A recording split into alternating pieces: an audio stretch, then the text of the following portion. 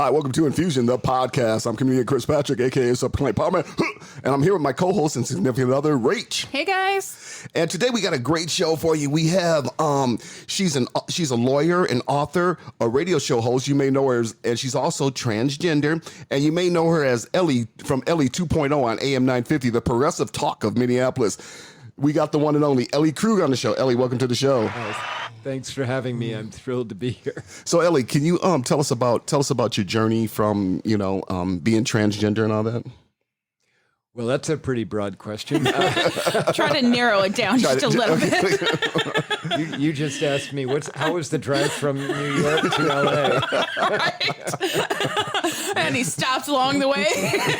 Yeah, I mean, did you stop for the bathroom? Okay, we know you started out. We know you started out as a lawyer in Cedar Rapids, Iowa. Right. Yeah. Yeah, go ahead. Well, do you want to talk about a lawyer or do you want to talk about the transgender? I mean, so my question is, how did you know? Like, a lot of people know since birth.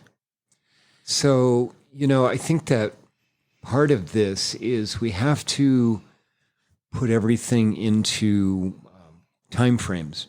Okay. I grew up in the 60s and the 70s. I mean, I was almost 12 years old when Stonewall happened. And so that time of a period in American life was pretty oppressive if you were LGBTQ. Yeah, it was cut and dry. It was, yes. Yeah. And I mean, the word transgender hadn't even been invented. No. Yeah. So I knew something was up.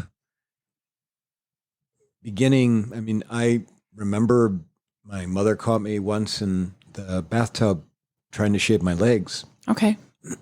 Because I'd seen her do that, and I don't know. I guess that seemed right. I don't know. But by the time I was 11, I was going into, I'm not proud of it, but I was going into my sister's bedroom, trust me, when no one was home, and putting on her panties and camisole, and then standing in front of the mirror, and electricity would shoot through my body because, from the front it didn't look right, but if I turned to the side, I literally looked like a girl, and it just, the electricity that went through my body at that realization was unbelievable. Feeling like you were yourself.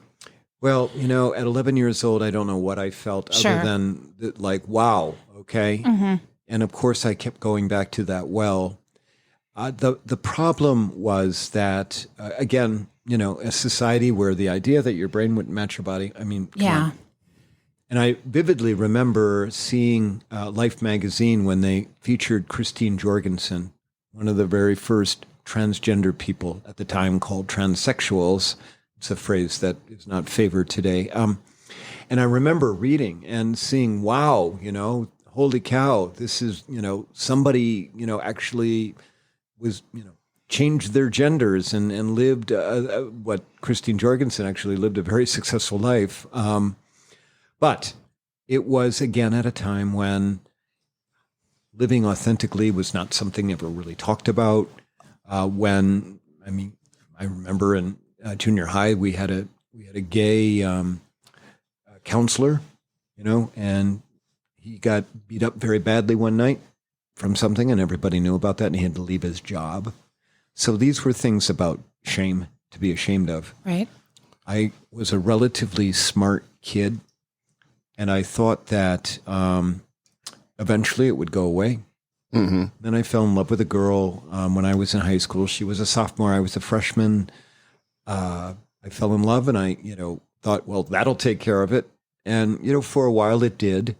But the thing about human authenticity, I have this saying, and if anybody here has ever listened to me give a talk around LGBTQ stuff, human authenticity will not leave you alone until you listen to it.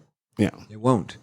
And so it kept coming back, usually much stronger than when I had suppressed it. It was all about suppressing it. But it would come back, and eventually, I married my high school sweetheart. I thought, I remember the night before the wedding, and going to a trash thing outside of a office building and throwing away my stash of lingerie and bras and all kinds of things that I had accumulated during my time in college and law school, and throwing it away and saying, I don't need you anymore. I'm going to be, good. I'm going to be loyal to my wife, and I'm not going to dress anymore. And I'll tell you, that lasted for about, maybe 9 months. And then before I knew it, I was wearing her underwear and her beautiful pink sundress.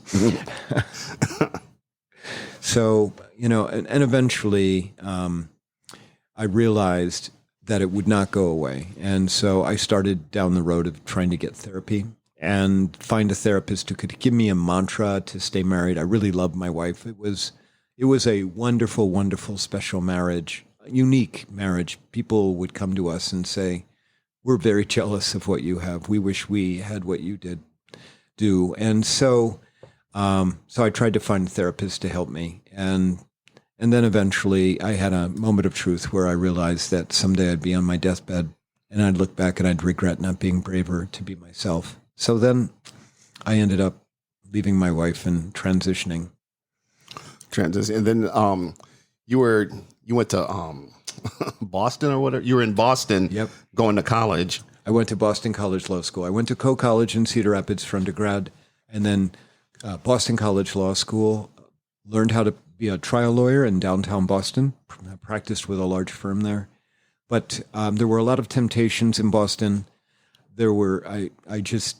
I also, on top of everything else, to make it very, very complicated, I had same-sex attractions. Mm-hmm. So I was also attracted to men, and I had these raging fantasies about men. So I just thought that if we moved back to Iowa, I could control all of that. Okay. Because Iowa is boring. Yeah. And safe. Yeah. How old were you at that time? When we moved back to Iowa? Yes. So about 31. Okay. And so when did you start the transition? About how old were you at that time? I did not transition until I was 52. Okay. So between moving back to Iowa, getting a house in the best neighborhood and then building this incredible life. I mean, before it was all over, we had 2 beautiful daughters. I had my own law firm with multiple employees. I made a lot of money. We had 3 cars and a 4-car garage, a country club membership, brokerage accounts, all of that. And I knew that if I transitioned, I knew that if my story, my secret came out, I knew that everything I just listed for you, that I would lose it. Right. Yeah, because you say on your website that you left the rich law life for the marginalized transgender human women's group. I did. Yeah. Not voluntarily. It's just human authenticity won't leave you alone, and I had to listen to it. Yeah. You had to own yourself.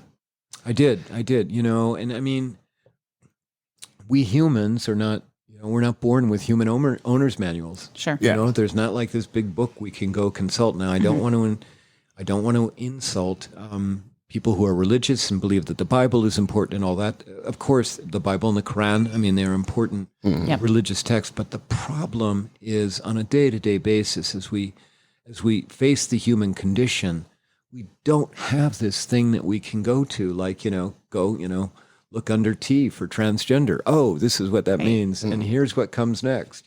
We just don't. No, I don't mean to offend, but some people still to this day link transgender with drag queens. Can you decipher that for people that don't understand that? Yeah, Rach, that's a wonderful question. Okay. The drag queen culture really is something that literally goes back to the turn of the 20th century, so 1800s to early 1900s. And it was certainly a form of expression for people who were trying to suppress their identity. It was a safe place to be yourself on a stage. But it was obviously interpreted the wrong way. I mean, people saw it as performance rather than as reality, as authenticity. Then, as the movement for LGBTQ rights began, you got Stonewall that occurred in 1969, and as transgender people felt that they had the right to be themselves more, and they didn't have to be performance art, then sort of that broke away, and drag queens continued to do their performance. I mean, they still exist. There was the Townhouse in St. Paul that was a drag queen venue for a very long time, and where trans people would gather. The problem with drag queens, so this is exceedingly personal, is I think that it confuses people. Yes. And many people who do drag now aren't, they may be gay men, okay, yep. but they're not for the most part transgender, right? And the problem for the trans community is that we continue on a large scale to face discrimination, right? And almost all of that is based on the idea that it is a choice to be trans. Yes. That you don't have to be transgender. And the fact that maybe, conservative people can see, not that they're going to drag shows, although I'm sure some are secretly, but that they can see that maybe somebody turns it on and then turns it off. Yes. My concern is that it gets, the lines get very fuzzy. Yeah. And then that then reinforces the view that being trans is a choice. And it's also around objectification and fetishizing, things like that. I mean, people who do drag, God love you. It really is an art form. But I just fear that it makes things very fuzzy for trans people. And that's what I wanted to establish out there, that when you are choosing to be transgender, it's not a choice. Right. It's not a choice. It is because you personally have made a very difficult decision to finally be who you are. Yeah, I think that's exceedingly accurate, except for the one part, which is the decision was forced on me. Okay, I mean, and I alluded to the moment of truth, and what happened was it was the night of 9/11, and it was that night. I'd been suppressing for a very long time. At that point, I was on therapist number 3. I'd fired the first 2 therapists because they had told me that I needed to come out to my wife. I needed to be me or I would end up killing myself. And I fired them because I didn't want that advice. And I had started down the road with the 3rd therapist, and then 9/11 happened. And I could not get out of my head that I was on one of those planes. And then sitting in church with my wife and my children, I just did this silly game that humans sometimes do, which is, what would be your last thoughts? Right. And for me, the last thoughts, of course, would be my wife and my children and some other people that were close. But then out of left field, a thought that I had never, ever, ever had before then, because this was real. It's 9/11. We were watching people jump out of buildings to avoid the fire. Yep. And we had to continue. I mean, how many times on 9/11 did you have to see the planes go into the buildings? Yeah. And so for me, the very, very last thought was coward. Yeah. You're going to die a coward. And, there are just some things in life that you absolutely know from the deepest recesses of your heart and corners of your soul, where you just absolutely know that is unlivable. Yeah. And it was just unlivable. To know that that's what my last thought would be, to think that I would then go forward and live another 30 years, even though I would have all the love in the world and all of the riches. I mean, I would have died a millionaire several times over. I have no doubt about that. But it was very clear to me on 9/11 that none of that would have mattered. Yeah. What would have mattered would have been my self-respect, which I would have had absolutely none of on my deathbed. So since transitioning, you've authored the book. You've started some nonprofits. You do the speaking now. I do, and you do the radio show. How has your life been now? Are you happy that you finally came out and you're finally going this way? Or?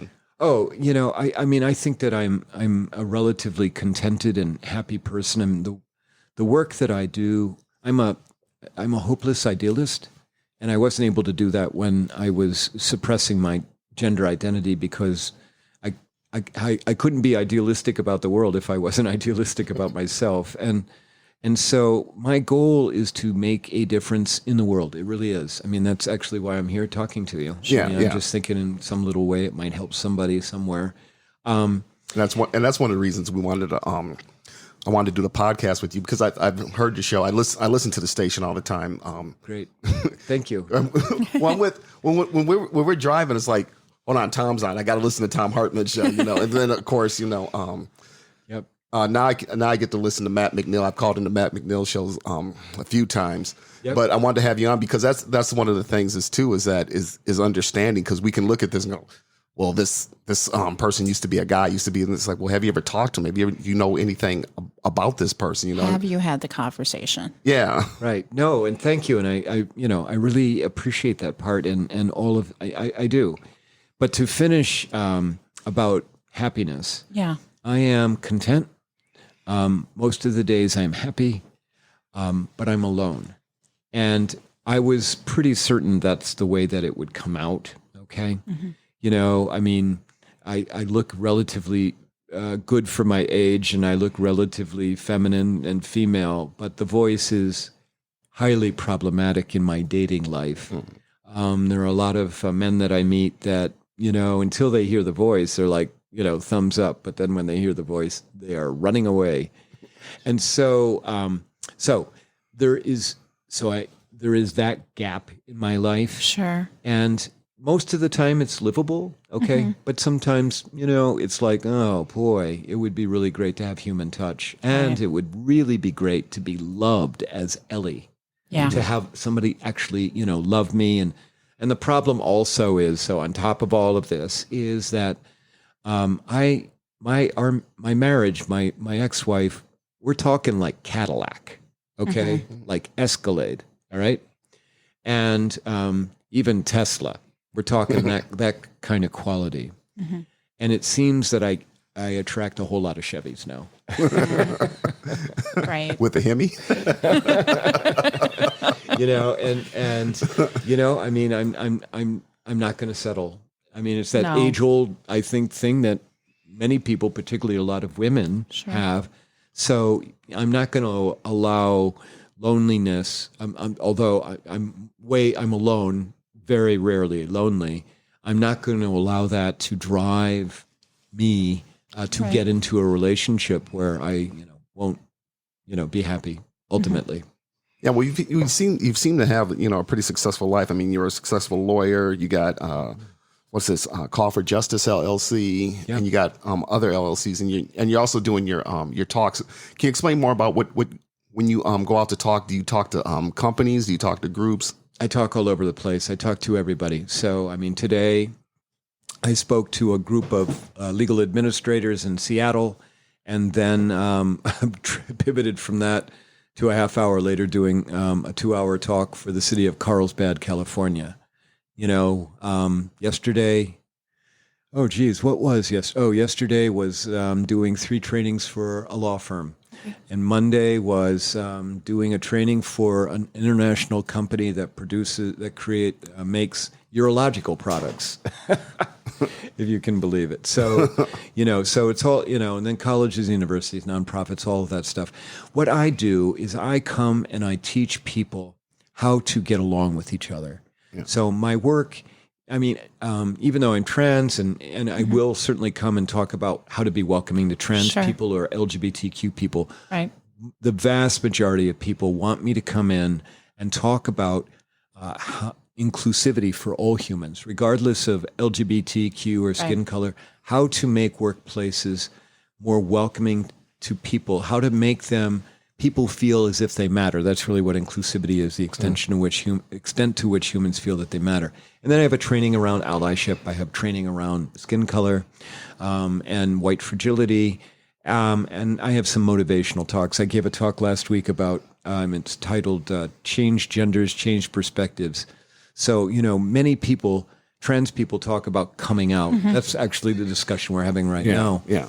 But I have a talk where I talk about what's it like living as a chick for a dozen years after 52 years of living as a dude, and the differences are just, amazing. They really are. So. Yeah. I work at the hospital, and I don't think there's even enough at the hospital. I was talking to a coworker today, and she's like, "You're going to do what after work?" And she, Trump supporter, and she was like, "You're going to go talk to a transgender on your podcast. Like, you're going to do what?" And I'm like, who cares? It's a great conversation. and it's conversations that we should be having, right. It's understanding, like I said, my kids are bi. Like, who cares? I said, I'm never going to close my kids down because because that's my children. That's my love. Thank you for that. Well, I mean, not every parent would be that way. I will tell you, though, I've gone into situations where there are intolerant people. I mean, the city of Hastings had an experience where they issued a proclamation 3 years ago welcoming all humans, including LGBTQ. And then there were 6 churches and a Christian academy. Nothing against Christians, please, but we issued a public letter, 2-page letter, decrying transgenderism and saying that they were good with the public proclamation about welcoming her, but they did not want transgender people in Hastings. So, of course, I went to Hastings and talked to them. Sure. And so, I talked to 140 people in a room, and they just wanted to keep asking me questions.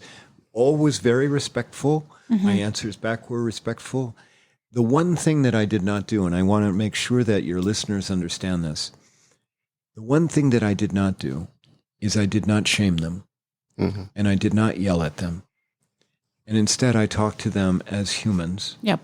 And talked to them about the things that we have in common, which is our kids. Yes.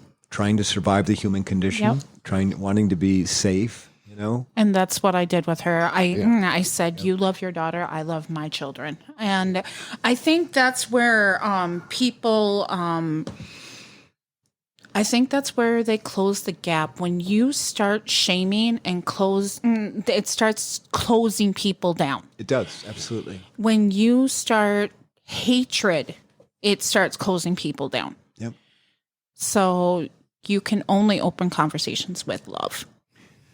And I think that, one of my trainings is, as I said, around inclusivity. And we have an exercise in that where I ask people to self-identify. What do you want to be known for is one of the exercises. And they have all kinds of choices, like socioeconomic class or gender or religion or age or a number of different things. But do you know, across the country, and I am talking red states, blue states, Bernie states, I am talking big cities, small towns, rural, urban. Do you know across the country, the overriding choice, and we are talking by many percentage points on my polling, like, 50 percentage points, 60 percentage points, the overriding choice that people want to be known for is compassion. With all those choices, they want to be known for compassion. And no one understands this. I think that, we all think that we hate each other. We all think that we do. We're in those respective camps. But if we can get people out of the megaphone and get them into a setting where we can talk about things that are important to them, like the ability to make a living, like the ability to live authentically, like the ability to just be left alone, but with respect and dignity, then people are like, well, yeah, I want that too. And I many times characterize myself as the canary in the coal mine that's actually living and thriving. Right. Because, sorry. Okay. Ellie has a phone call. Well, that's one of the things too. I always go back to Marvin Gaye's song. The lyrics and what's going on. Talk to me so you can see what's going on. And a lot of times when people do sit down, when you find people sitting down and people actually talking, you actually do find this that, hey, you know what, there's a lot in common. That. And that was one of the things. There's a video I think I saw it on Facebook or something like that. But they were having a Trump rally, and the Black Lives Matter people came in, and one of the guys from the Trump rally goes, "We're going to invite one of the Black Lives Matter people up." And the guy went on to talk, said, "No, we're not anti-cops." And when they were actually listening, he goes, "Next thing you know, I'm taking pictures with the people. We're sharing." Yeah. And it's such a thing, man. It sometimes almost brings tears to my eyes because. It's one of the things, too, is that you have to talk to this person. Do you even know anything about this person? That's right. That's right. Before you start, downsizing or saying something bad about them, do you even know them? Do you know what they're going through, Well, and, we all generally, because we're human, we have fear of other. And, that's sort of inbred. It's genetically bred to us. But we have to be brave and we have to overcome that fear. I am a huge believer in the power of human familiarity. I am. Yeah. And believe it or not, I use my voice as a tool for that. So we start the trainings and I can see people reacting with their eyes about the fact that they did not expect this voice coming out of this body. Right. But I talk to them about that. And about midway through one of the trainings, I ask, how are you doing with the voice? Are you getting used to it? Are you even starting to like me a little bit? And then I see people starting to nod. Yeah. But then I say, well, even if, still if it's a problem, wait till we're done. And so, I just did this 3 hours ago with the training with the city of Carlsbad. At the end, I said, okay, last question. How are you doing with my voice? Have you gotten past the fact that I am different? And do you kind of like me now? And I saw all kinds of heads nodding. And that's really what it is. We have to be brave. We have to be brave to get past our fears. Yep. Take some risks. Yes. And it's not a whole big risk because all you got to do is ask, hey, do you have a kid or a pet in your life? Yep. And boom, guess what? You got a conversation going. Right. Okay, well, I want to ask you more. Ellie has a book out called Getting to Ellen, a memoir about love, honesty, and gender changes. Where can they find that book? Can they find that Amazon or any place books are sold? Amazon, Kindle, Nook. It's at the bookseller in Uptown at Majors and Quinn. You can. The book is available online at all the usual places. Okay, and then if you want to listen to Ellie's on Ellie 2.0 on AM 950, the progressive talk of Minneapolis. Saturdays 10 to 11, and then on Sundays from 1 to 2. 10 to 11 on Sundays 1 to 2. And if you want to if you want to get Ellie to come give a talk or anything, where can they reach you there? You can. I know you can go on our website. Yep, you can go visit my website at www.elliekrug.com. You can email me at elliejkrug@gmail.com. Remember the J. And, I'm happy to talk with all people. And if somebody wants me to come speak, we can explore working that out. Okay, Ellie, thanks so much for coming to the show, for being on the show today. And once again, the name of that book is Getting to Ellen, a memoir of love, honesty, and gender changes. And Ellie's also a practicing lawyer here in Minnesota. Are you licensed in Minnesota? Yeah, I'm licensed, but I don't practice anymore. So, okay. I'm sorry. No, that's okay. Don't send anybody here for me to go work. Sorry about that. And once again, it's Ellie 2.0, AM 950, the progressive talk of Minneapolis, 10 to 2. 10 to 11 on 10 Saturdays. 10 to 11 on Saturdays, and then also on Sundays. Listen to her show, and like I said, if you got any more other questions, you can always reach her by her website. Ellie, thank you so much for coming on the show today. Thanks, both of you, for having me. Of I'm course. just really Thank you. thrilled. Thanks so very much. Yep, thank you. Okay.